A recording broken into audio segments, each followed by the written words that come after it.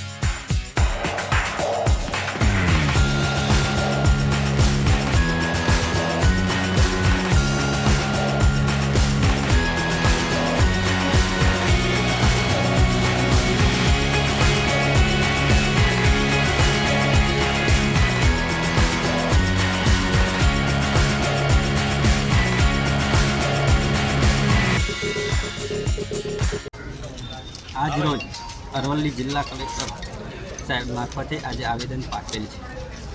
બીજેડ ગ્રુપના સંચાલક થોડા દિવસો અગાઉ દરોડા પાડ્યા, જે એની ઓફિસો સીઝ કરી, ગાડીઓ સીઝ કરી, જપ્ત કરી લેવામાં આવી। ઠીક છે, આજે 2016થી ભૂપેન્દ્રસિંહ ઝાલા આ બીજેડ અને આજ દિન સુધી ચાલતું હતું। સાચું ખોટું તંત્રનું તપાસનો વિષય છે, પણ જ્યારે નનામી અરજીથી સીઆઈડી ક્રાઇમે ગાંધીનગરથી એમને દરોડા પાડ્યા, એ એક રાજકીય ઇશારો હોઈ શકે છે। એના અનુસંધાને અમે આજ રોજ અરવલ્લી અને સાબરકાંઠા જિલ્લા ક્ષત્રિય સમાજ દ્વારા માનનીય કલેક્ટર શ્રીને આવેદન પાઠવેલ છે। સમાચારોની અવનવી અપડેટ્સ માટે જોતા રહો સેક્યુલર ગુજરાત ન્યૂઝ। સાથે સેક્યુલર ગુજરાત ન્યૂઝ ચેનલને લાઇક, શેર અને સબસ્ક્રાઇબ કરો અને બેલ આઇકોન દબાવીને સમાચારોની ઝડપી માહિતી મેળવો।